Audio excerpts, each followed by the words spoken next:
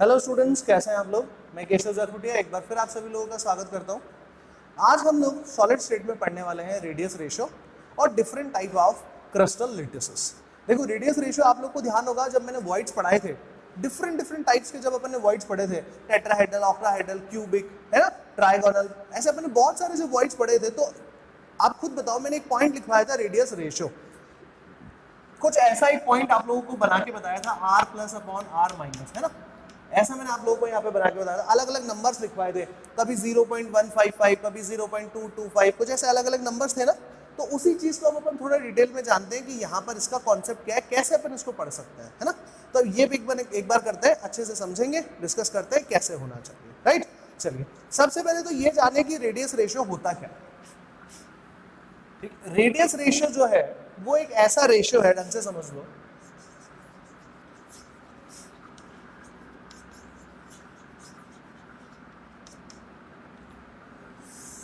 Radius ratio एक ऐसा ratio है जो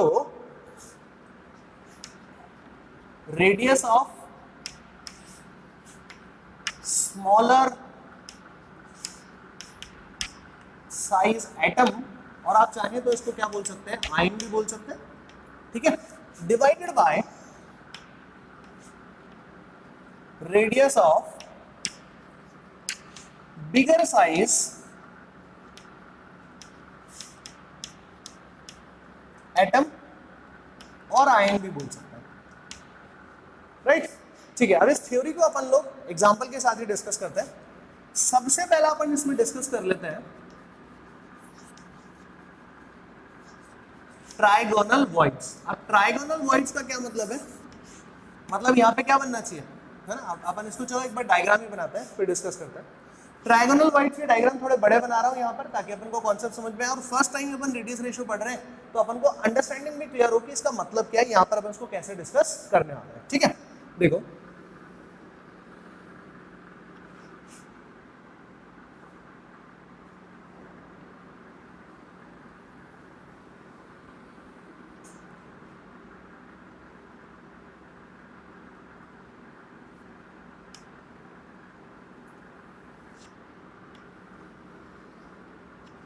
ये तीन एटम्स हो गए, और इसके साथ में यहां पर एक छोटा एटम रखा हुआ होगा, ये हो गया। अब अपन एटम बोलो आयन बोलो, बात एक ही है।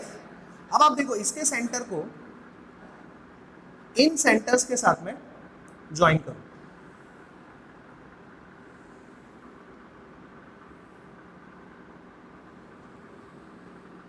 हो गया।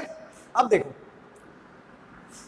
ये जो है, मैं मान लेता हूं कि ये क्या है, एनायन, ताकि अपने समझने के लिए बहुत आसान नहीं हो जाए, ठीक है। और ये जो छोटा वाला है, इसको अपन ने क्या मान लिया कि ये क्या होना चाहिए, कैटायन होना चाहिए, स्मॉलर साइज वाला होना चाहिए, ठीक। अब देखो इस पॉइंट को मैं अज्यूम करता हूं ए, इस पॉइंट को मैं अज्यूम कर रहा हूं बी, और इस पॉइंट को मैं मान रहा हूं यहां पर सी, ठीक। ये जो सेंटर है, अब ढंग से समझना मैं कौन से सेंटर की बात कर रहा हूं, इस छोटे वाले कैटायन के भी सेंटर की बात कर रहा हूं। उस पॉइंट को मैंने नॉमेनक्लेचर करके लिख दिया ओ, इस पॉइंट का नाम क्या है, ओ इसका नाम है, ठीक है। अब मैंने इस ओ को ए से ज्वाइन कर दिया, और इधर यहां पर भी मैंने इसको ज्वाइन कर दिया। इस पॉइंट को मैंने नॉमेनक्लेचर कर दिया डी, ये जो पॉइंट है इस पॉइंट का नाम हो गया डी। अब एक बात बताओ मुझे जरा, ए और डिस्टेंस कितना है, ए से लेकर के ओ तक का डिस्टेंस कितना है।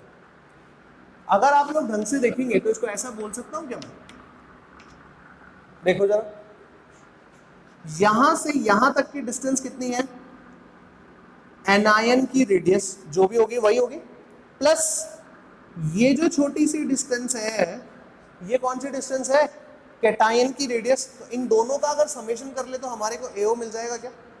अगला पार्ट देखो, ए डी कितना होगा, ए डी ढंग से देखो, ए से लेकर के डी तक का पार्ट तो एनायन की, ऋणायन की रेडियस को ही तो दर्शाता है, और क्या बताता है, बस आर माइनस लिख दिया मैंने इसको यहां पर, राइट। अब एक बात बताओ, ये वाला सर्कल मतलब ये वाला एटम, ऊपर एक जो एटम रखा है वो, और इधर एक जो एटम रखा है, ये तीनों एटम्स है क्या, तीनों तो सेम ही है, तीनों सेम है, इसका मतलब तीनों की रेडियस क्या है, सेम है। तीनों की रेडियस सेम, मतलब ये डिस्टेंस और ये डिस्टेंस सेम है, ठीक है। तो यहां पर मान लो 2r माइनस हो गया, ये डिस्टेंस हो गई 2r माइनस, ये भी डिस्टेंस हो गई 2r माइनस, तीनों डिस्टेंस सेम। और ऐसा त्रिभुज, ऐसा ट्राइंगल जिसकी तीनों भुजाएं बराबर हो, उसे अपन लोग क्या बोलते हैं? समत्रिभुज बोलते हैं, है ना? ये ना अपन इसको क्या बोलते हैं? समबाहु त्रिभुज। समान, सारी की सारी भुजाएं कैसी है? समान है, यही तो बोलते हैं ना, ठीक है। अब इधर देखो, ये एंगल कितना होता है? 60 डिग्री। ट्राइंगल में टोटल एंगल सम कितना होता है? 180। अब तीनों भुजाएं बराबर है तो तीनों कोण भी समान होने चाहिए, ये 60, ये भी 60, ये भी 60। लेकिन ये देखो, अब जब किसी इसके सेंटर से जोड़ देते हैं अपन इसको, तो क्लास 10th की मैथमेटिक्स अपन ने सीखी हुई है, तो ये एंगल कितना हो जाएगा अपने पास में? 30 डिग्रीज हो जाएगा, राइट? क्लास 10th की मैथमेटिक्स से आता है ये चीज। तो देखो मैं एक पॉइंट लिख रहा हूं यहां पर, cos 30 डिग्री। अब हम सब जानते हैं cos थीटा का फॉर्मूला क्या होता है? आधार बटे कर्ण, बेस बाय हाइपोटेनस। तो बेस क्या है यहाँ पर? AD divided by AO, right? और cos 30 कैसे आया, ये अपन को मैथमेटिक्स आनी चाहिए। मैं यहाँ लिख रहा हूँ कि क्लास 10th में अपन लोगों को सर्कल वाला चैप्टर पढ़ाते हैं ना, फ्रॉम क्लास 10th मैथ्स, वहां से ये डेफिनेशन, ये 30 डिग्री अपन लोगों का यहाँ से कंप्लीट हुआ है। cos 30 का वैल्यू बोलो। cos 30 का वैल्यू होता है √3/2। AD बोलो, AD क्या है? AD मतलब हो गया r माइनस, ये हो गया r प्लस, प्लस में r माइनस। इसको सॉल्व करते हैं और जल्दी से देखते हैं क्या आ रहा है ना। तो देखो √3 r plus plus √3 r minus is equals to 2r minus, √3 r plus is equals to 2 minus √3 r minus. इस वाले टर्म को उधर की तरफ शिफ्ट कर दिया हम लोगों ने, ठीक है। जब आप इसको सॉल्व करोगे, √3 का वैल्यू होता है 1.73, 2 में से 1.73 हटाओगे तो यहाँ पे हो जाएगा 0.27 r माइनस, और इधर हो जाएगा √3 r प्लस, राइट? इस मैथमेटिक्स को अब इधर कर देते हैं। अब डायग्राम जो है, ठीक है, चलो एक काम करते हैं, यही लिख देते हैं, छोटा सा ही पार्ट है तो ज्यादा नहीं है, छोटा सा ही पार्ट है।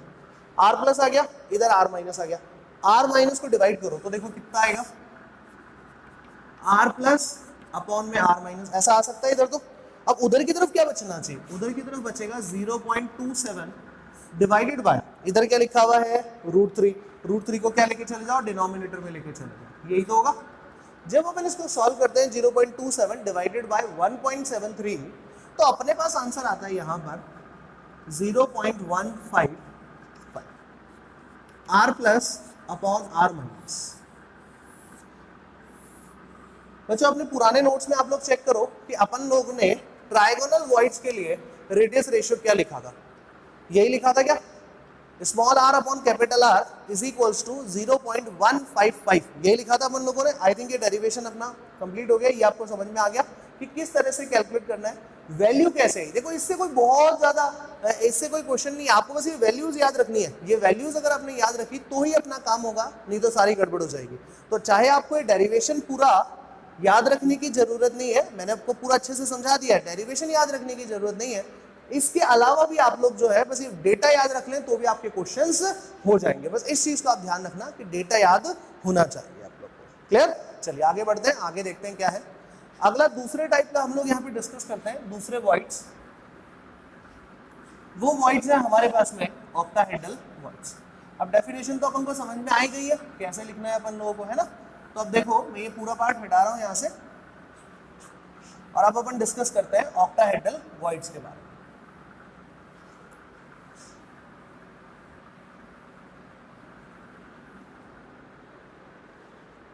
देखो दूसरे टाइप के हैं,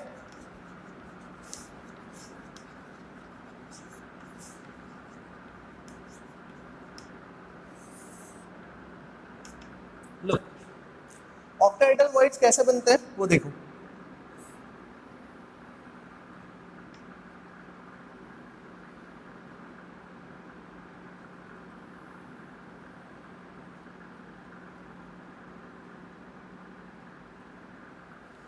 इसको सिंपल बना लेते हैं।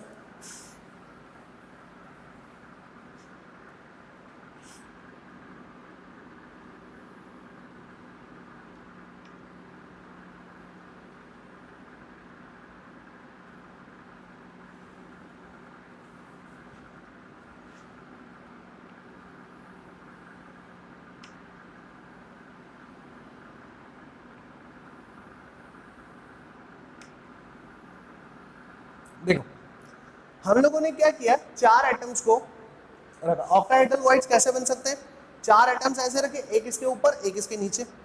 अब हमें क्या चाहिए, हमें तो इस वॉइड में कोई एटम रखा हुआ होना चाहिए, तो इस वॉइड में एक एटम रख देते हैं हम लोग, है ना। ये वॉइड में एक एटम रख दिया हम लोग,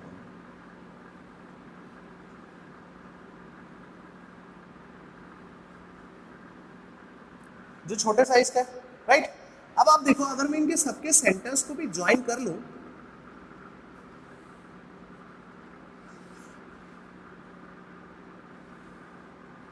तो कुछ ऐसा ही तो बनेगा। आप देखो मैंने क्या चीज हटा दी, आप कंफ्यूज मत होइए। ऑक्टाहेड्रल वॉइड बनाने के लिए मुझे 6 एटम चाहिए, बिल्कुल सही बात है। 1 2 3 4 तो यहीं पे बने हुए हैं, एक इसके ऊपर रखा हुआ होगा और एक पीछे रखा हुआ होगा, वो मैंने हटा दिया। ये 2 एटम्स मैंने हटा दिए हैं, क्योंकि जब तक अगर ये 2 हटाऊंगा ही नहीं तो मेरे को अंदर की डिटेल पता कैसे चलेगी कि किसकी रेडियस कितनी है, किसकी रेडियस है ना ज्यादा है, किसकी कम है। ये जो बड़े वाले एटम्स है इसकी रेडियस है मेरे पास में R माइनस, और जो छोटा वाला एटम है इसकी रेडियस है मेरे पास में R प्लस। तो आप देखो मैंने एक लाइन को ज्वाइन किया है यहाँ पर, ये एक बार आप देखो, ये इस पॉइंट को मैं नॉमेनक्लेचर कर रहा हूँ A B C and D। आप मुझे बताओ AC कितना है, यहाँ से शुरू करते हैं चलो, है ना। AC कितना है, तो अगर आप लोग इसको पाइथागोरस थ्योरम लगा के देखते हो तो AC is equals to √2a, यही तो होता है। आगे देखो AC is equals to what, AC is equals to ये वाली जो रेडियस है, ये रेडियस कितनी है R माइनस, ये टोटल कितनी है, ये टोटल अब रेडियस नहीं है, ये टोटल तो अब क्या हो गया है, डायमीटर हो गया, व्यास हो गया ना। तो इसको मैं ऐसा लिख सकता हूँ क्या, plus 2 times of R plus, और इधर आगे देखो इसको क्या लिख सकता हूँ, ये डिस्टेंस कितनी है R माइनस, प्लस में R माइनस, यही तो लिखा जाना चाहिए। तो देखो R माइनस और इधर भी एक R माइनस, तो इसको ऐसा लिख दूंगा 2 times of R plus plus 2 times of R minus, ये हो गया हमारा AC। बताओ ये बात अपन को समझ में आता है या नहीं आता, राइट। तो अपने पास देखो यहाँ पर क्या पार्ट बन के आ गया, AC जो है वो √2a के बराबर भी है, और AC जो है वो √2R plus plus 2R minus के बराबर भी है। तो क्या ऐसा लिख सकता हूं मैं, √2a is equals to 2R plus plus में R माइनस लिखा जा सकता है। अब देखो A और R में कोई रिलेशन हो तब तो ये जल्दी सॉल्व हो जाएगा, नहीं तो सॉल्व कैसे होगा ये, है ना। और हमको तो A चाहिए ही नहीं, A हटाओ और उसकी जगह पे कोई R के टर्म्स में लिखो। अब R प्लस आएगा माइनस आएगा, वो डायग्राम में क्लियर हो रहा है। A मतलब यही तो है, देखो यही तो है A से लेकर के B तक। तो आप ये बताओ AB क्या है, AB मतलब A, और A की वैल्यू क्या है 2R माइनस ही तो है भाई। ये कौन सा आइटम है जिसकी डायमेंशन बड़ी है, तो उसको अपन ने R माइनस से रिप्रेजेंट किया। ये कौन सा आइटम है जिसकी डायमेंशन बड़ी है, जिसकी साइज बड़ी है, तो इसको अपन ने R माइनस से तो रिप्रेजेंट किया। तो ये कितना हो जाएगा 2R माइनस। अब इधर देखो √2 इधर हो जाएगा 2R minus is equals to 2R plus plus में 2R माइनस, यही तो होना चाहिए। अब आगे देखो आगे क्या होना चाहिए, बहुत ही सिंपल सा पार्ट है, ज्यादा इसके अंदर में डिस्कशन की जरूरत नहीं है। सारा का सारा R प्लस एक तरफ रख लो, R माइनस को एक तरफ लेके आ जाओ, है ना। तो इधर देखो 2√2 माइनस 2, R माइनस इधर आ गया, और इधर अपने पास में रह गया 2R प्लस, यही तो बचा। इधर देखो इसमें से 2 को बाहर निकाल लो, √2 की वैल्यू होती है 1.41, माइनस में बच गया 1, इधर हो गया R minus is equals to 2R plus, correct. अब इधर देखो ये दोनों कैंसिल आउट हो गए, 2 से 2, तो इधर कितना बचा, इधर बचा हमारे पास में 0.41 R minus is equals to R plus, यही तो है, राइट। अब देखो इसको अपन सॉल्व करते हैं, कितना आने वाला है वो देख लो एक बार।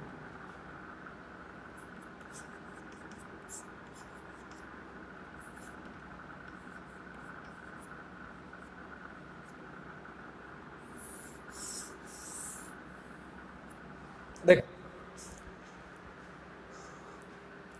√2 का वैल्यू होता है 1.414, तो 2 तो कॉमन ही निकाल लिया था, 1.414 माइनस में 1, इन दोनों को सब्ट्रैक्ट किया तो 0.414 बचा। इस R माइनस को मैं नीचे की तरफ लेके चला गया, तो R प्लस ऊपर R माइनस नीचे की तरफ, इधर कितना बचा 0.414। एक बार चेक करो बच्चों अपने नोट्स के अंदर में अपन ने ऑक्टाहेड्रल वॉइड्स के लिए क्या लिखा था कि कितना डायमेंशन कितना आना चाहिए वैल्यू, उसका रेडियस रेशियो कितना आना चाहिए, small r upon capital R small R upon capital R कितना आना चाहिए, 0.414 आना चाहिए था, राइट। ऑक्टाहेड्रल अपन को समझ में आ गया। देखो मैथमेटिक्स है, मैं अभी भी बोल रहा हूँ ये मैथमेटिक्स आपको याद नहीं है कोई दिक्कत नहीं है, लेकिन ये फॉर्मूला याद होना चाहिए, फॉर्मूले में गड़बड़न नहीं होनी चाहिए। फॉर्मूला गलत, क्वेश्चन गलत। क्वेश्चन गलत मतलब मान लो कि सॉलिड में मैंने आपको कहा था कि इन्हीं में से ही ज्यादा क्वेश्चंस निकल के आते हैं। तो आज अपन इस टफ पार्ट का, इस पूरे टफ डोमेन का, जो अपन कह रहे हैं कि सॉलिड में जो सबसे टफ पार्ट है उसका लास्ट लेक्चर है ये, ठीक है। ये अगर फॉर्मूला आपको याद नहीं हो रहे, डेरिवेशन बहुत ज्यादा इंपॉर्टेंट नहीं है, इंपॉर्टेंट है इस फॉर्मूले को याद रखना, राइट। क्योंकि इसके बीच में ऐसे कोई रिजल्ट निकल के नहीं आते जिनसे अपन को कोई चीज, कोई हेल्प मिलने वाली हो अपन को यहाँ पर, राइट ना। ठीक है, तो यहां तक अपना पार्ट मेरे हिसाब से कंप्लीट हो गया, राइट। आगे बढ़ते हैं, अब अगला करते हैं क्यूबिक वॉइड्स क्या होते हैं वो एक बार देखते हैं।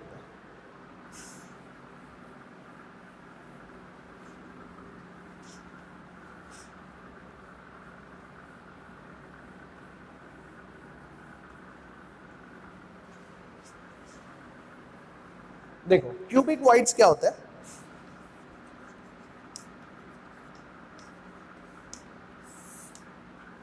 तो एक अपन को पहले क्यूब बनाना पड़ेगा, बनाते हैं और डिस्कस करते हैं क्यूबिक वॉइड का मतलब क्या है।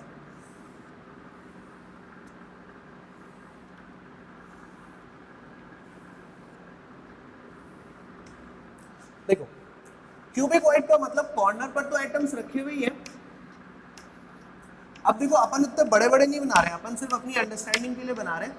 और बीच में क्या होता है, बीच में जो है हमारे पास एक वॉइड बन जाता है, यही तो है ना। तो इस पॉइंट को नॉमेनक्लेचर करो ए, इस पॉइंट को नॉमेनक्लेचर करो बी, इनको ज्वाइन करो। आप बताओ ए बी का वैल्यू कितना होना चाहिए। सब जानते हो ए बी क्या है, बॉडी डायगोनल, और बॉडी डायगोनल की लेंथ कितनी होती है, √3a। और ए बी क्या हो सकता है, आप देखो, अब मैंने आपको पहले ही बता दिया था कि एटम्स में इतने बड़े बड़े नहीं बना रहा हूं, लेकिन आप जानते हो कि ये जो स्पेयर यहाँ पे रखा होगा, ये जो एटम यहाँ पे रखा हुआ होगा, वो इससे टच होगा कि नहीं होगा, पहले तो ये बताओ, होगा। और ये जो स्पेयर यहाँ पे रखा हुआ है वो इससे भी टच होगा। ये तो अपनी अंडरस्टैंडिंग के लिए मैंने इतना बड़ा डायग्राम बनाया, बाकी इतना गैप थोड़ी होता है एटम्स के बीच में। अगर इतना ही गैप होना होता तो इसको हम गैसियस स्टेट नहीं बोल देते क्या, कि गैस में ही तो होता है एटम्स के बीच में गैप ज्यादा। ये तो बहुत पास पास है, अंडरस्टैंडिंग के लिए हमने इसको भी दूर दूर बनाया। लेकिन कॉर्नर पर रखा हुआ एटम बॉडी के सेंटर वाले एटम से, स्पेयर से टच होता है, और बॉडी के स्पेयर पे, बॉडी से सेंटर पे जो रखा हुआ स्पेयर है वो कॉर्नर पे रखे हुए एटम से टच होता है। तो इसका मतलब कुछ ऐसा नहीं है क्या, देखो जरा, अगर ये टच हो रहा है तो इसको ऐसा बना देते हैं ना, देखो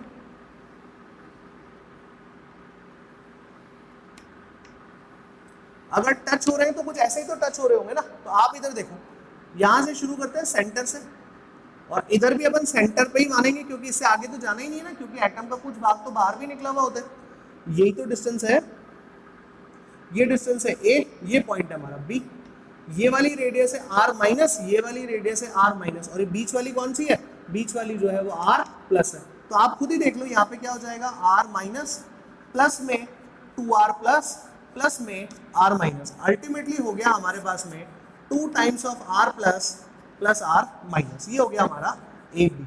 बताइए ये बात अपन को समझ में आता है या नहीं आता, क्लियर है सबको, पक्का, ठीक है। अब देखो तो रिजल्ट क्या निकल के आ गया, रिजल्ट ये निकल के आ गया कि ए बी जो है वो √3ab है, और ए बी जो है वो 2r plus plus r minus भी है। यस, यहां तक अपन को समझ में आया। आगे बढ़ते हैं, अब अगला पार्ट देखो, वही ए को तो हटाना पड़ेगा। तो क्यूब में क्यूबिक वॉइड्स बनाने हैं, तो क्यूबिक वॉइड्स का मतलब हो गया कि ये दोनों जो एटम्स है वो क्या होने चाहिए, बिल्कुल पास पास होने चाहिए। यस और नो, ये गैप नहीं होना चाहिए। तो इसका मतलब मान लो इस पॉइंट को से मैंने बोल दिया बी सी, यहाँ पे इसकी बात कर लो, तो बी सी जो है वो किसके इक्वल है, ए के इक्वल है। और ए अब किसके इक्वल हो गया, 2r माइनस के। क्यों, बाहर वाले एटम्स की डायमेंशन अपन ने क्या मानी है, r माइनस ही तो मान के चल रहे हैं ना। तो ये हो गई अपनी 2r, ए की वैल्यू इसमें पुट कर दो, बाकी की मैथमेटिक्स सॉल्व कर लेते हैं। तो देखो कैसे करेंगे, √3 इधर, यहाँ पे हो गया 2r माइनस, इधर हो जाएगा 2r प्लस, प्लस में 2r माइनस। इधर देखो क्या होना चाहिए, r माइनस वाले को इधर ले आओ, 2 को बाहर निकाल देते हैं, √3 minus 1 r minus is equals to 2r plus. ये स्टेप थोड़ा इंपॉर्टेंट है, थोड़ा ढंग से समझ लेना, क्योंकि इस स्टेप से इस स्टेप में ही अपना काम हो गया है, यहीं पे अपना सारी मैथमेटिक्स कंप्लीट हो गई है।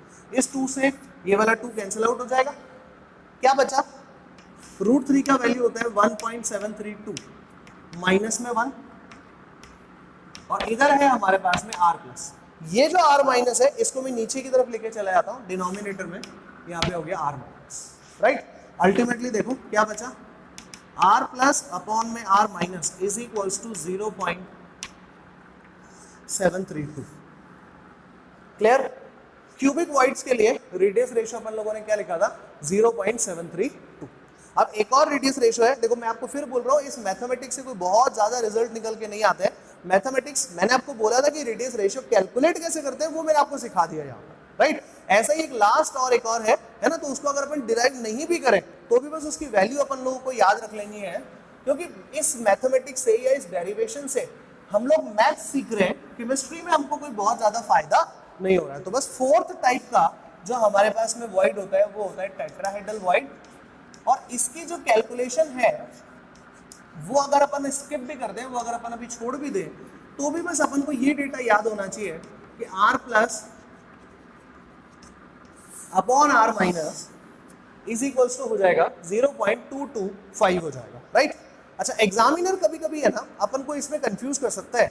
अब क्या और नया कंफ्यूजन बन सकता है वो एक बार अब अपन चेक करते हैं, क्योंकि देखो ये डेरिवेशन ये वैल्यूज तो आप लोगों को पहले भी आती थी, तो अब अपन से एग्जामिनर क्या क्या चीजें पूछ सकता है, कैसे रिलेट करवा सकता है, क्वेश्चंस कहां से बना सकता है, वो अब अपन देखते हैं। तो अपन ने अभी तक जितनी चीजें पढ़ी है, कोऑर्डिनेशन नंबर, वॉइड्स, टाइप्स, ये सब चीजों को क्या कर देते हैं, अब अपन एक सिंपल सी कैलकुलेशन में कन्वर्ट कर देते हैं।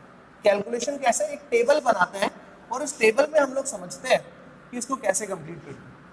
देखो जो इस मैथमेटिक्स से बहुत कम क्वेश्चन बनते हैं, कभी कभी और कोई क्वेश्चन बनेगा तो वो मैंने आप लोगों को करवा दिए। 3 टाइप टेट्राहेड्रल आज तक किसी बोर्ड में नहीं पूछा गया है ना, इसलिए मैंने उसको डिराइव भी नहीं किया है, और ये मैथमेटिक्स केवल कभी स्कूल या बोर्ड में आ गई इसलिए इंपॉर्टेंट है, बाकी competition exam point of view से तो आपको फॉर्मूला याद है, राइट।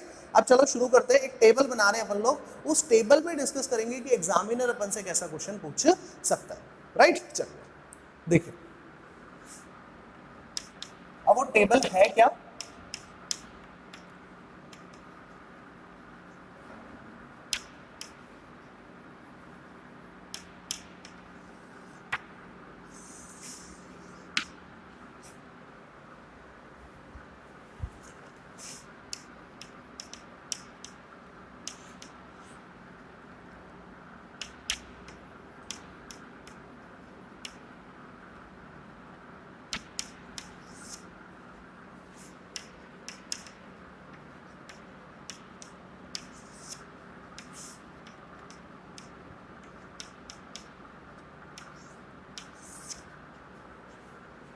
देखो ये 4 चीजों से मिलके अपन ने बनाया। अब सबसे कम रेडियस रेशियो कितना आता है 0.155, ठीक है। मान लो किसी क्वेश्चन में अपने पास डेटा आ गया 0.2 रेडियस रेशियो, क्वेश्चन कैसे सॉल्व करेंगे वो एक बार मैं बताऊंगा, लेकिन अभी एक सिंपल एग्जांपल समझो कि अगर आपको बोल दिया जाए कि कोई रेडियस रेशियो आपको कैलकुलेट करना है, तो आपने कहा कि रेडियस रेशियो मान लो मैथमेटिक्स के हिसाब से 0.2 आ गया। अब अपने पास तो लिमिट ही नहीं है, अपने पास तो बहुत ही कम डेटा है, जैसे 0.155, 0.225, 0.414 या 0.732, यही 4 डेटा निकल के आते हैं। 0.2 को किस में रखें, तो देखो इसी को समझने के लिए अपन यहाँ पे एक टेबल बना रहे हैं कि किसको मतलब कैसे कंसीडर करना है। तो देखो 0.155 से 0.225 के बीच में कोई भी डेटा आ जाए उसको अपन को इस डिटेल में कंसीडर करना है। अब आप सब जानते हो कि 0.155 से 0.225 आपको ध्यान है कौन सा रेडियस रेशियो, मतलब सॉरी ये किसके लिए हम लोग डिस्कस करते हैं, ये हम लोग डिस्कस करते हैं, जल्दी से बताओ किसके लिए डिस्कस करते हैं, 0.155 किसके लिए डिस्कस करते हैं, ट्राइगोनल के लिए डिस्कस करते हैं। तो बस यहाँ पे इसका कोऑर्डिनेशन नंबर कितना होना चाहिए, 3 होना चाहिए, कोऑर्डिनेशन नंबर 3। किसका कोऑर्डिनेशन नंबर, कैटायन का। कैटायन मतलब वो जो छोटा सा एटम अपन ने बीच में रखा था, तो उसके साथ में जो ट्राइंगल के 3 ही एटम जुड़ रहे थे ना, राइट, ठीक है। तो इसकी शेप कैसी हो जाएगी, ट्राइगोनल प्लेनर।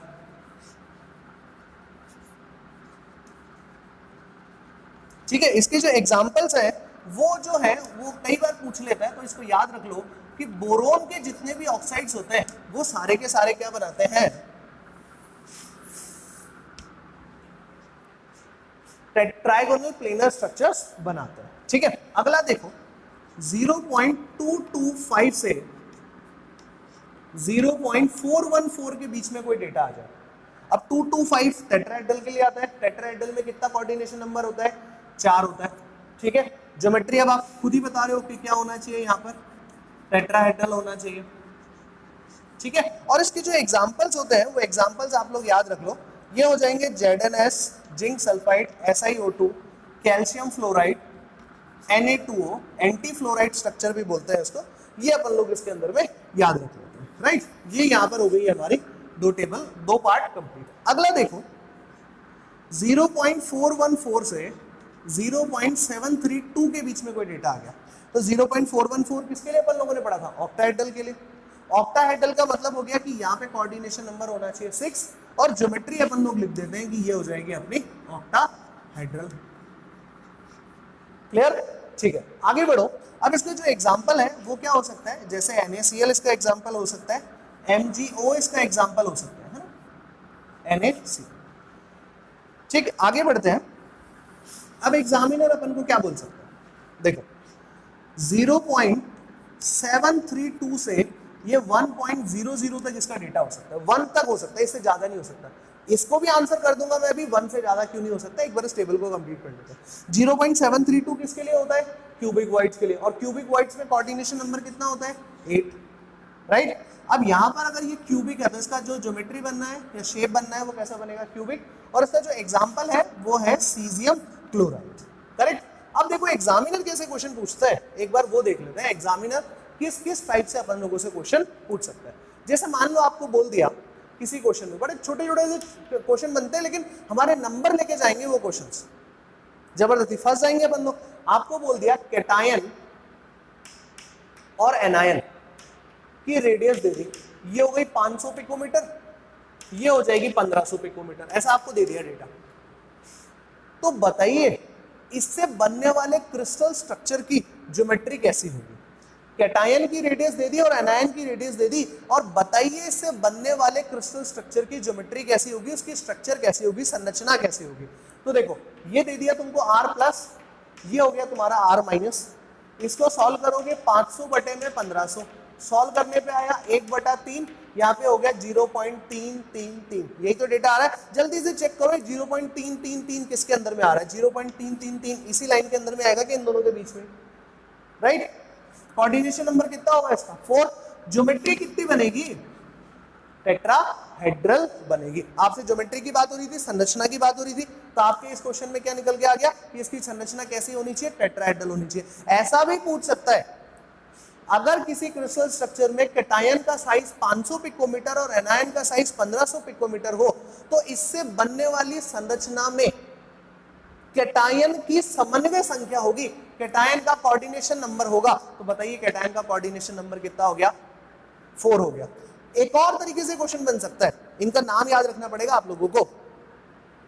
यहां पर किस प्रकार की संरचना बनेगी? तो देखो CaF2 को बोलते हैं फ्लोराइड संरचना, और Na2O की संरचना को बोलते हैं एंटी फ्लोराइड संरचना। नाम याद रखने पड़ेंगे इसके अपने पास में कोई ऑप्शन नहीं है, इसको तो याद ही रखना पड़ेगा, ठीक है। तो फ्लोराइड संरचना बन सकती है या फिर एंटी फ्लोराइड संरचना बन सकती है। तो ऑप्शन ऐसे आएंगे, फ्लोराइड संरचना, दूसरा ऑप्शन होगा एंटी फ्लोराइड संरचना, तीसरा ऑप्शन होगा आपको बोल दिया जैसे दोनों संरचनाएं है ना, फ्लोराइड तथा एंटी फ्लोराइड, चौथा ऑप्शन आ गया घनीय संरचना, क्यूबिक संरचना। तो घनीय तो हो ही नहीं सकती ना, या तो फ्लोराइड होगी या एंटी फ्लोराइड होगी। तो इस तरह से छोटे से एक लैंग्वेज में क्वेश्चन बनाया, और देखो इतना चीजें अपन लोगों से पूछ सकते हैं। ये बात अपन को समझ में आ गया? पक्का? ठीक है। तो ये जो टेबल है बच्चों, ये जो टेबल है ये अपन को अच्छे से कंप्लीट हो जानी चाहिए, याद हो जानी चाहिए। आपको वो मैथ्स की जो डेरिवेशन अभी अपन ने करी, चाहे वो आपको ना आए कोई दिक्कत नहीं है, लेकिन ये वाला पार्ट आपको भूलना नहीं है, ये पूरा अच्छे से याद रखना है अलॉन्ग विद एग्जांपल्स। याद रखिए एग्जांपल्स में भी गड़बड़ नहीं होनी चाहिए, ये बहुत इंपॉर्टेंट है। ये चीज समझ में आ गई तो सारी चीजें अपन को समझ में आ जाएंगी। Please remember this particular phenomena. Confirm? अब देखो बस अपन को ये और ध्यान रखना है कि कितने टाइप के क्रिस्टल स्ट्रक्चर होते हैं। अगर ये अपने को आ गया तो मान के चलिए अपने पास में कितना ही टफ से टफ क्वेश्चन बन जाए, अपन लोग सारे काम सारे पॉइंट्स को अपन लोग अच्छे से कंप्लीट कर पाएंगे। ठीक है, चलिए शुरू करते हैं।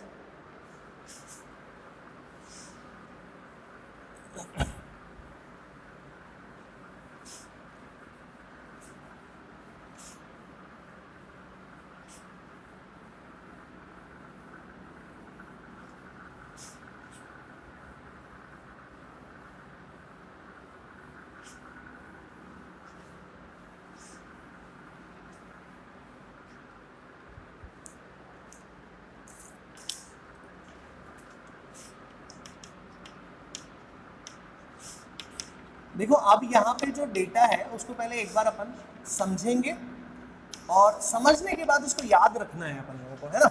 जबरदस्ती अपन को रटना नहीं है, पहले अपन लोग एक बार समझ लें। NaCl को बोलते हैं रॉक सॉल्ट, है ना, रॉक सॉल्ट टाइप संरचना। NaCl टाइप की कोई संरचना होगी तो उसे अपन लोग क्या बोलेंगे। अब देखो अपन लोग लगभग हर टर्म से फैमिलियर हो गए। रेडियस रेशियो क्या होता है, CCP क्या होता है, HCP क्या होता है, ऑक्टाहेड्रल वॉइड्स क्या होते हैं, टेट्राहेड्रल वॉइड्स क्या होते हैं, ये सारी चीजें अपने पास में फैमिलियरिटी आ गई है, सब अपन को पता है कि कैसे होना चाहिए, राइट। अब अपन एक काम करते हैं, इसकी जो डिटेल्स लिख देता हूं मैं पहले आप लोगों को, फिर एक एक करके आपको समझाता हूं कि ये डिटेल आई कहां से, क्या तो याद रखना है, और कौन कौन सी इंफॉर्मेशन अपन लोगों को यहाँ पर पुरानी इंफॉर्मेशन से अपन को मैच हो जाएंगी। देखो कैसे लिख रहा हूं मैं यहाँ पर, देखो इसको साथ साथ समझते भी जाओ। NaCl टाइप की संरचना में Na+ कहां रहता है, Na+ रहता है हमारा CCP लेटिस में, या फिर इसको आप चाहो तो FCC लेटिस भी बोल सकते हो कि Na+ कहां रहेगा, CCP या FCC में। मतलब कॉर्नर्स पर Na+ अवेलेबल होगा और साथ साथ में क्या अवेलेबल होगा, और साथ साथ में वो फेस के सेंटर पर भी अवेलेबल होगा। यही मतलब होता है ना भाई, लेटिस बना रहा है, पूरी जालक संरचना बना रहा है, तो कौन बना रहा है पूरी जालक संरचना, सोडियम बना रहा है। ये बात अपन को क्लियर है, ठीक है। Cl- कहां पे रहना चाहिए, Cl- सारे के सारे ऑक्टाहेड्रल वॉइड्स पे रहना चाहिए, राइट, सारे के सारे ऑक्टाहेड्रल वॉइड्स पे रहना चाहिए। ये क्लियर, ठीक। आगे बढ़ते हैं, अगला जो पॉइंट है जो मुझे याद रखना है वो है, या देखो इसको कैसे समझा जाएगा, coordination number of Na+ is equals to 6, coordination number of Cl- is equals to 6, ठीक है। अब उसके बाद में नंबर ऑफ, मैं कुछ डिटेल्स लिख रहा हूं, एक बार अपन समझ लेंगे इसका क्या मतलब है। Number of Na+ is equals to 4, number of Cl- is equals to 4, ठीक है। तो यहाँ पे अपन लोग लिख सकते हैं कि इसका जो फॉर्मूला बनेगा वो फॉर्मूला बनेगा Na4Cl4, ठीक है। एक लास्ट इंफॉर्मेशन और अपन लोग यहाँ पे लिख सकते हैं, वो इंफॉर्मेशन थोड़ा रुक के लिखता हूँ। देखो बच्चों क्या मतलब है इसका, ये जो चीज है ना, ये चीज बस यही इंपॉर्टेंट है। इस चीज को अगर आप लोग समझ सकते हो तो आप लोगों को अभी तक सारा सॉलिड स्टेट अच्छे से समझ में आया है। अब एक बात देखो, एक चीज समझो, मैंने कहा जी कोऑर्डिनेशन नंबर ऑफ Na+ है, प्लस साइन है, उसके पास में कौन सा वाला रह सकता है, प्लस वाला ही रह सकता है क्या, नहीं। प्लस प्लस समान आवेश तो एक दूसरे को क्या करते, प्रतिकर्षित करते, एक दूसरे को दूर भगाते। तो क्या करें फिर यहाँ पर, कैसे क्या इसको समझे अपन लोग।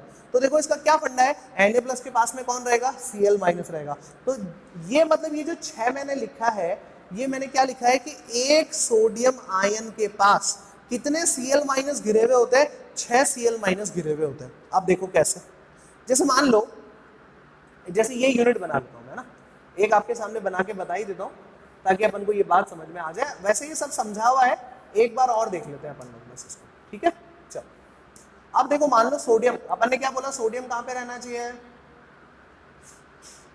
CCP पे रहना चाहिए, पक्का यहाँ पे रख दिया मैंने, कॉर्नर से समझा देता हूं, बहुत आसान है। अब आप सब जानते हो कि ऑक्टाहेड्रल वॉइड्स कहां कहां पे होते हैं, एक तो होता है बॉडी के सेंटर पर और एक होता है हमारे पास में एज के सेंटर पर, हाँ या ना, पहले तो ये बताओ होता है कि नहीं होता, राइट। अब देखो यहाँ पे कौन अवेलेबल होगा, Cl-, यहाँ पर कौन अवेलेबल होगा, Cl-, इस लाइन पे कौन अवेलेबल होगा, Cl-, इधर भी तो होगी ना, तो यहाँ पे कौन अवेलेबल होगा, Cl-, ये ऊपर भी तो क्रिस्टल स्ट्रक्चर होगा, तो यहाँ पर भी कौन अवेलेबल होगा, Cl-, और इधर पीछे की तरफ आप चले जाओगे तो इधर भी कौन अवेलेबल होगा, Cl-। अब देखो 1 2 3 4 5 6 टोटल मिला के 6 Cl से घिरा हुआ है। ये बात आपको समझ में आई कि नहीं आई, पक्का ये चीज कंफर्म होनी चाहिए, जबरदस्ती रटना नहीं है। एक सोडियम आयन कितने Cl- से घिरा हुआ होता है, 6 से। ये चीज बहुत इंपॉर्टेंट है, ये चीज अपन को दिमाग में याद रखनी है। समझा मैंने दिया, अब याद तो आप ही को रखना पड़ेगा बच्चों। अगला देखो, कोऑर्डिनेशन नंबर ऑफ Cl-, एक Cl- कितने से घिरा हुआ है, Cl- वाला है तो प्लस वाले से घिरा हुआ होगा, तो एक Cl- कितने Na+ से घिरा हुआ है, 6 Na+ से घिरा हुआ है। ये 6 Na+ कहां है वो तो बता दो। तो भाई इसको माफ कर लो, यही है ना Cl- तो माइन इसको क्रॉस वाले के तो बोल रहे हो। अब आप देखो, एक सोडियम दूसरा सोडियम बना देते हैं, ये रहा, ठीक है, तीसरा इस फेस के सेंटर पे, चौथा इससे पिछले वाले फेस के सेंटर पे। कुछ याद आ रहा है? अभी अपने ऑक्टाहेड्रल वॉइड्स पढ़े थे तो कुछ ऐसा बनाया था क्या? चार तो यही हो गए, एक नीचे की तरफ होना चाहिए फेस के सेंटर पे और एक ऊपर की तरफ होना चाहिए फेस के सेंटर पे। कुछ बनाया था ऐसा? कुछ ऐसा बनाया था क्या? तो ये सब क्या है? फेस के सेंटर पे रहने वाला और कॉर्नर पे रहने वाले कौन से एटम्स हैं? सोडियम आयन ही तो है। तो इसका मतलब ये दोनों पॉइंट अपने क्लियर हो गए। ये क्या चीज लिखी है मैंने? ये चीज लिखी है मैंने effective number of sodium ion.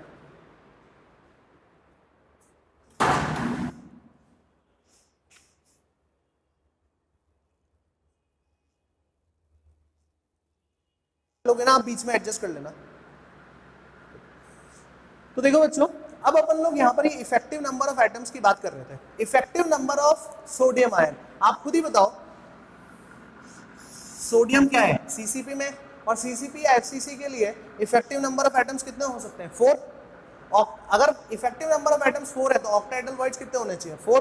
तो इसका मतलब Cl माइनस भी 4 और Na प्लस भी 4 है ना। तो यहाँ पर इसका जो फॉर्मूला बनेगा वो हो गया हमारे पास में Na4Cl4।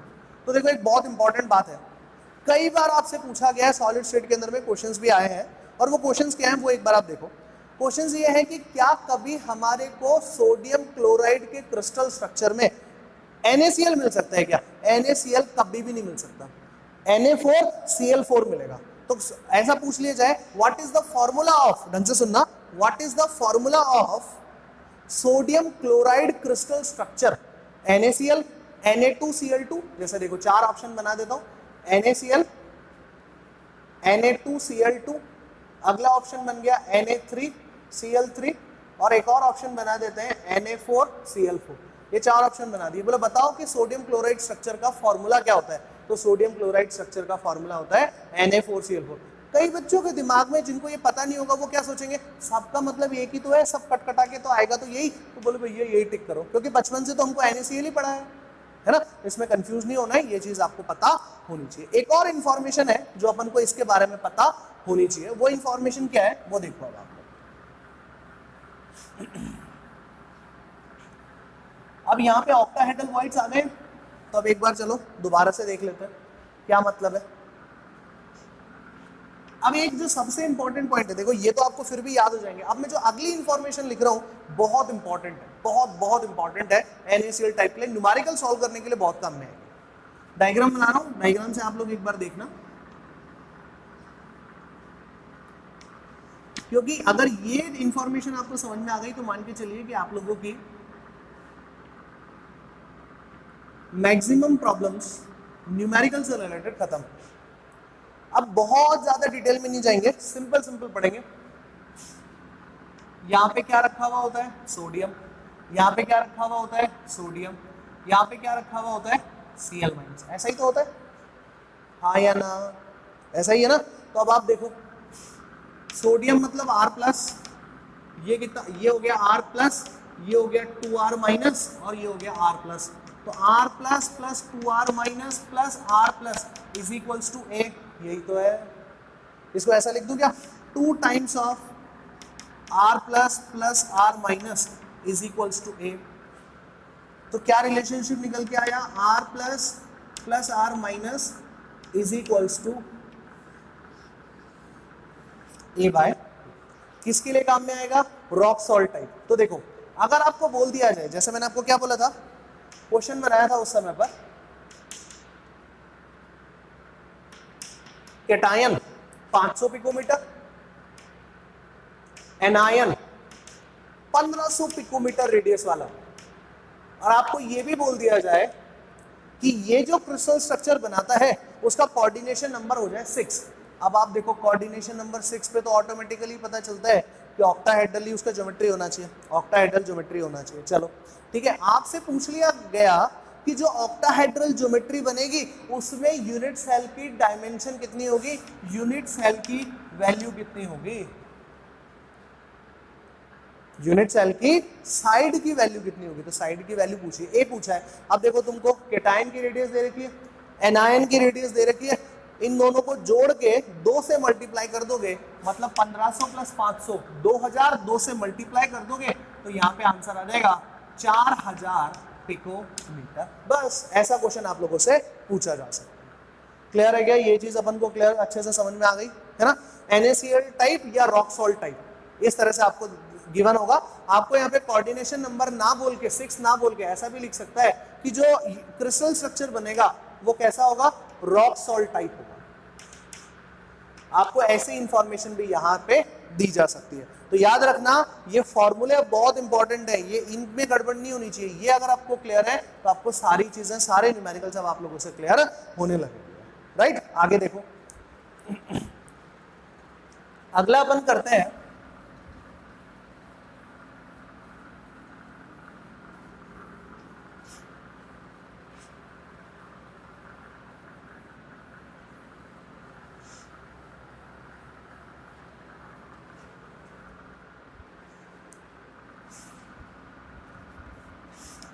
Caesium chloride type crystal structure है। अब देखो इसमें सीजियम कहां रहेगा, सीजियम रहेगा every corner of cube, cube के हर कॉर्नर पे रहेगा। ठीक, Cl माइनस कहां रहेगा, बॉडी के सेंटर पर रहेगा। ठीक, coordination number of cesium plus is equals to 8 and coordination number of Cl minus is equals to 8। अब पॉइंट ये कि ये आया कहां से, तो मैं आपको बता देता हूं ये कहां से आया। आप लोगों ने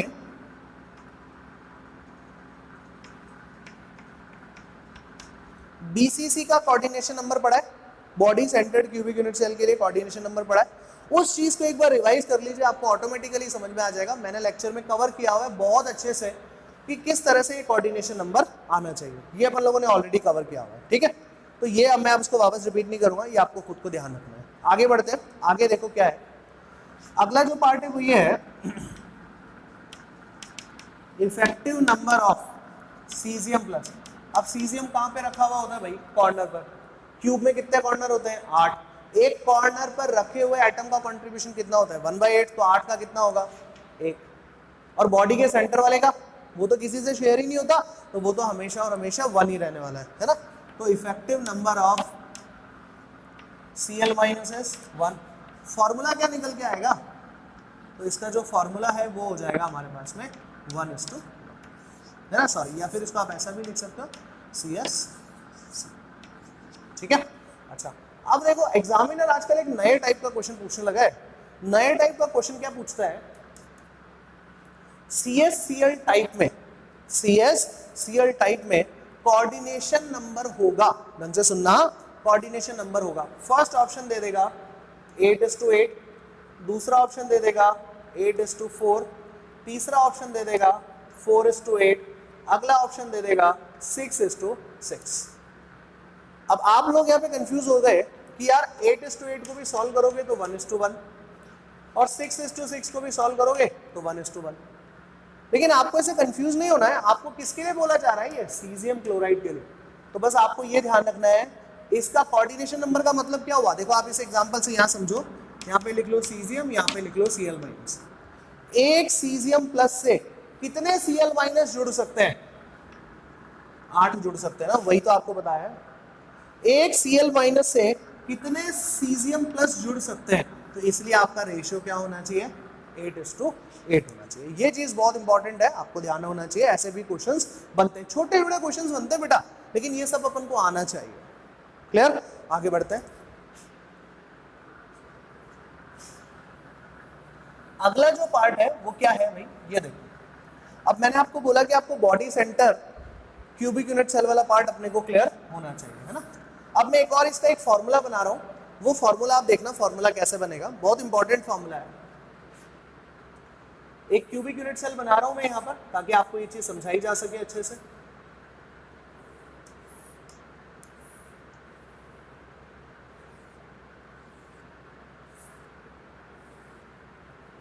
देखो यहां पर एक सीजियम रखा हुआ है, यहां पर भी एक सीजियम रखा हुआ है, और अगर आप इन दोनों लाइंस को ज्वाइन कर दें तो यहाँ बीच में क्या रखा हुआ है, एक Cl माइनस रखा हुआ है क्या, हाँ या ना। सीजियम किससे कनेक्टेड है, किससे अटैच है, किससे टच हुआ हुआ है, Cl माइनस से, और ये Cl माइनस किससे अटैच हुआ हुआ है, दूसरे सीजियम प्लस से। तो आप जानते हो कि ये मैंने क्या बनाया, बॉडी डायगोनल। बॉडी डायगोनल की लेंथ कितनी होती है, √3 है। ये किसके बराबर हो जाएगी, 2r plus plus 2r minus के बराबर हो जाएगी। इसकी रेडियस कितनी, r प्लस, इसकी रेडियस कितनी, r प्लस, इसकी टोटल रेडियस कितनी, 2r माइनस, यही तो लिखोगे। तो देखो अल्टीमेटली क्या,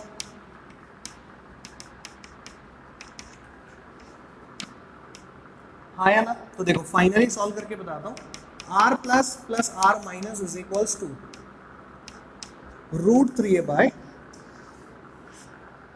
आए समझ में। तो आपको या तो वो ऐसा बोलेगा कि CaCl टाइप संरचना है, या फिर वो आपको ये बोलेगा कि क्यूबिक टाइप संरचना, क्यूबिक टाइप स्ट्रक्चर। तो जैसे मैंने आपको क्या बोला था, कैटायन की रेडियस दे दी, एनायन की रेडियस दे दी, और बोल दिया कि क्यूबिक टाइप की संरचना है, CaCl टाइप की संरचना है, राइट। कोऑर्डिनेशन नंबर 8 वाली संरचना है, हाँ या ना। रेडियस रेशियो 0.732 आता है उनका, ऐसा भी तो बोल सकता है। तो उन सब में आपको कौन सा फॉर्मूला यूज करना है, उन सब में आपको ये फॉर्मूला यूज करना है क्यूब की साइड की वैल्यू कैलकुलेट करने में। प्लीज रिमेंबर, ये सारी चीजें तो याद हो रही है आप लोगों को, इन फॉर्मूलाज को भी साथ साथ में याद रखो। 2 क्रिस्टल स्ट्रक्चर और पढ़ते हैं, बस फिर अपना ये लेक्चर खत्म है।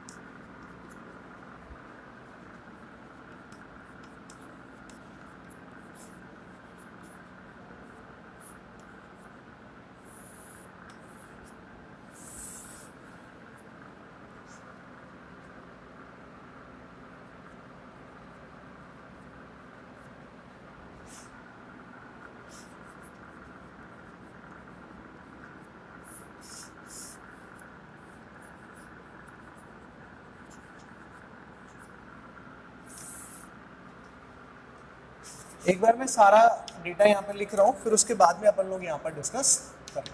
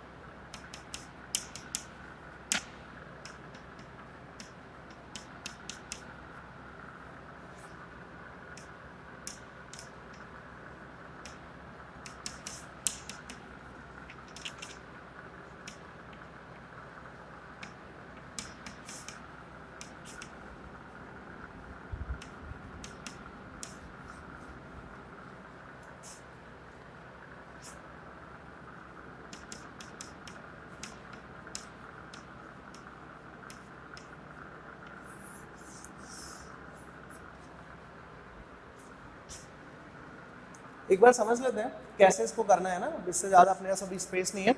एक लास्ट टाइप और बचा है, CaF2 को अपन बोलते हैं फ्लोराइड स्ट्रक्चर, एक एंटी फ्लोराइड और बचा हुआ है, और ये समझ में आ गया तो वो ऑटोमेटिकली आ जाएगा, ठीक है।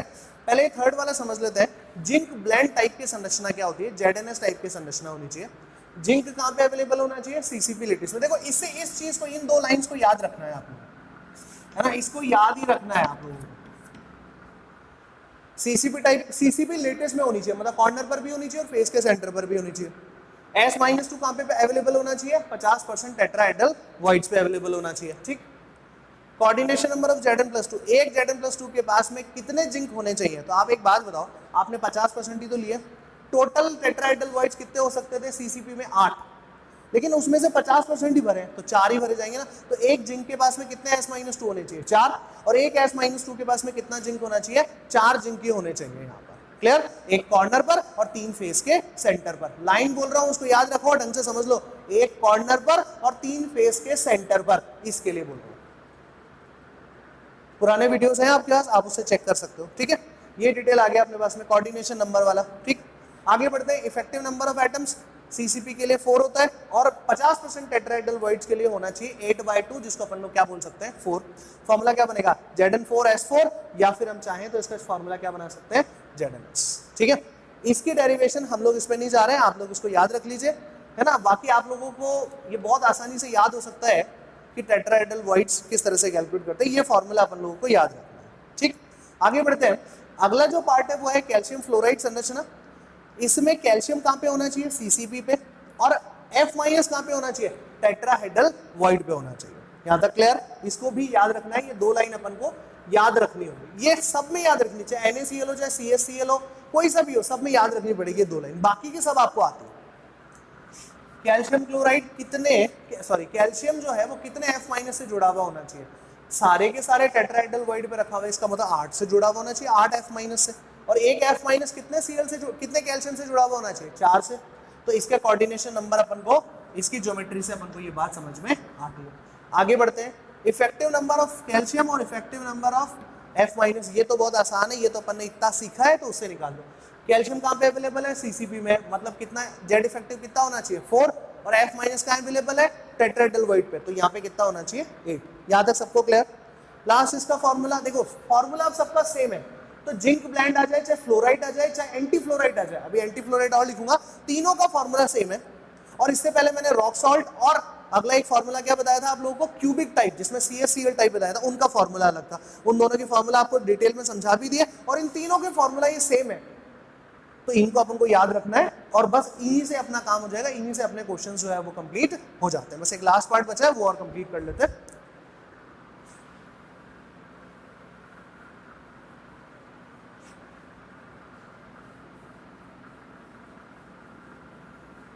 देखो लास्ट पार्ट क्या है? Na2O। Na2O को बोलते हैं अपन लोग एंटी फ्लोराइड। अब देखो एंटी फ्लोराइड का मतलब क्या है, बस एक बार समझ लो। जैसे Na+, तो पॉजिटिव वाला पहले कहां पे अवेलेबल था? CCP में। इस बार पॉजिटिव वाला कहां पे अवेलेबल होगा? टेट्राहेड्रल वॉइड्स में। नेगेटिव वाला पहले कहां पे अवेलेबल था? टेट्राहेड्रल वॉइड्स पे। तो क्रॉस हो जाएंगे, ऐसा अपोजिट हो जाएंगे, राइट। तो इसका मतलब अब ये कहां पे होना चाहिए? CCP लेटेस्ट पे होना चाहिए, clear. Coordination number of Na+, एक Na+ के पास में कितने होने चाहिए? तो आप खुद ही देखो इसका कोऑर्डिनेशन नंबर, ये भी चेंज हो जाना चाहिए। पॉजिटिव वाले का पहले कितना था? तो ये देखो, ये भी वैसे ही क्रॉस, एंटी मतलब बदल जाना चाहिए, इसको इस तरह से याद रख लो। तो यहाँ पे हो जाएगा 4, और O-2 की जगह पे लिख लो 8। इफेक्टिव नंबर तो बहुत आसान है, इफेक्टिव नंबर में आपको कोई दिक्कत नहीं होती है। देखो कैसे, टेट्रा पहले इसके लिए निकाल लो। CCP के लिए Z इफेक्टिव कितना होता है? 4। ऑक्सीजन के लिए तो हो गया 4। अब अगर ये 4 है Z इफेक्टिव, तो टेट्राहेड्रल वॉइड्स कितने होते हैं? 8। ये अपन लोगों ने पहले ड्राइव किया हुआ है, तो यहाँ पे हो गए 8। फॉर्मूला क्या बनेगा? Na8O4, या फिर क्या बोल सकते हो? Na2O, ये तो बोल ही सकते हो ना, राइट। ये बात अपन को समझ में आती है या नहीं आती? फॉर्मूला क्लियर है? और लास्ट के अंदर में मैंने आपको फिर वही कहा कि इसका भी जो फॉर्मूला है, रेडियस और एज में, भुजा में क्या रिलेशन होना चाहिए, वो आप लोग के सामने यहाँ पर हो गया। इनके हेल्प से आप लोग के काफी सारे क्वेश्चंस बनते हैं, तो ये आप लोग को क्लियर होना चाहिए। और ध्यान रखना, मैंने अभी आपको एक क्वेश्चन बोला था कोऑर्डिनेशन नंबर का रेशियो वाला, है ना, तो यहाँ देखो, यहाँ पर रेशियो कितना है 4:8, यहाँ पर रेशियो कितना है 8:4। तो सबसे ज्यादा अगर कोऑर्डिनेशन नंबर के रेशियो वाले क्वेश्चन आएंगे तो वो इन दोनों से ही आएंगे। तो इनका बहुत स्पेशली ध्यान रखना है आप लोगों को। एक चीज याद कर लो, दूसरा इसका अपोजिट बना देना। तो इस लेक्चर को अपन यही फिनिश करते हैं, और बस अब इसमें एक पार्ट और बचा है जहां से क्वेश्चंस निकलते हैं, वो है डिफेक्ट्स इन सॉलिड्स। वो अपन नेक्स्ट लेक्चर में करेंगे। तो इस लेक्चर के लिए thank you very much, that's all for this lecture.